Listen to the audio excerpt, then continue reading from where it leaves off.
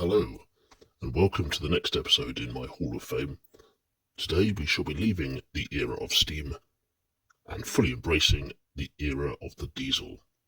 It's time to step into the 1960s.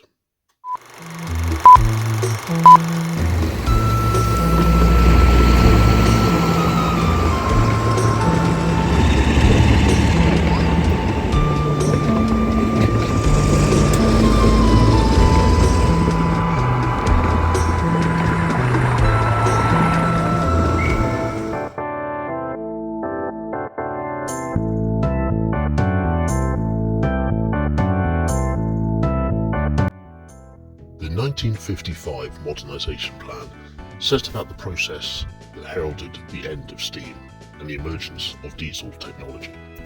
The Class 55s that were named Deltics after the prototype Deltic.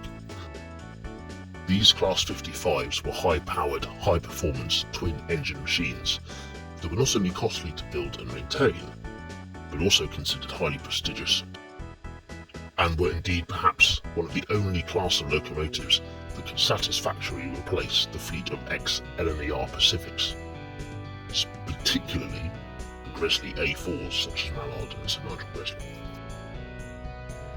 22 of these powerful beasts were built, and they were the mainstay of the high-speed express train between King's Cross and Edinburgh.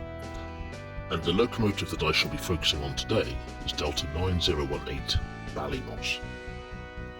Number 9018 was completed at Vulcan Foundry on the 24th of November 1961 and arrived at Doncaster later the same day, where it received the name Ballymoss after the racehorse that won the Sir Liger in 1957.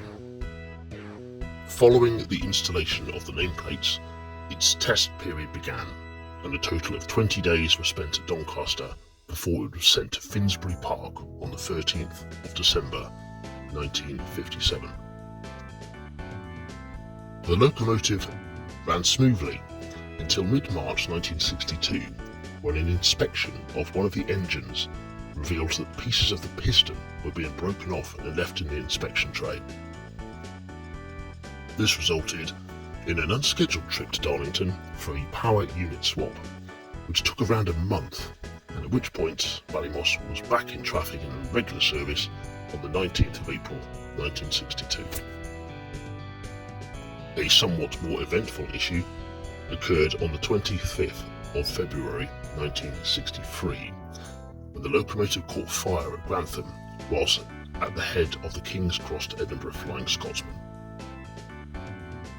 Further modifications happened when it was fitted with cast bogies on the 24th of July 1965 and finally received its full yellow ends following a general repair on the 15th of February 1967. She returned again to Doncaster, which becoming a bit of a familiar theme for this particular locomotive, for a further repair in 1968 and received its air braking apparatus around the same time. It was then taken back in and repainted in BR blue during another repair, which again continues the theme, in May 1969, and subsequently lost the D prefix to its running number at some point around 1970, give or take. Further repairs and the installation of electric train heating occurred in early 1971, and it returned to Finsbury Park on the 23rd of February 1971 and was then subsequently renumbered number 55018 on the 6th of February 1974. I'm certainly picking up a bit of a theme with this particular locomotive, Ballymoss, that she certainly seemed to spend quite a bit of time in the sheds, albeit she was a Class 55, and of course these were high-powered, high-engineered locomotives that did take considerable amount of maintenance. Their two engines, of course, provided them with many things I guess could go wrong, and therefore needed that careful fine-tuning, careful love and attention, and onwards maintenance.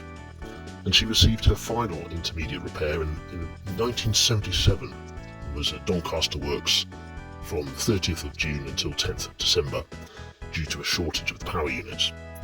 It received those white cab window surrounds at Finsbury Park on the 14th of August 79.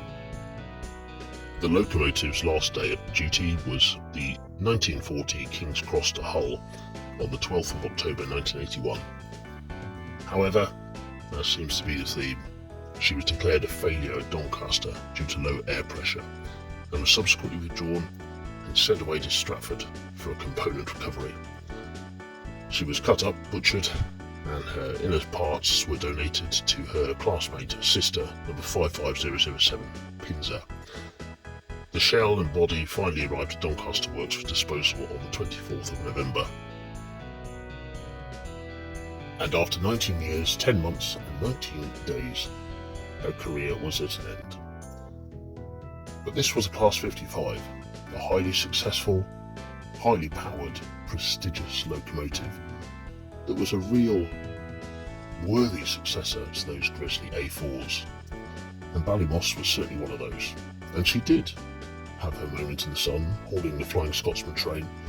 Despite the complications, the issues, the breakdowns, she was a remarkable piece of British engineering, as all the Class 55s were. Well, I hope that you found this interesting. Again, I always enjoy researching these, and please stay tuned and subscribe for further locomotives in my Hall of Fame.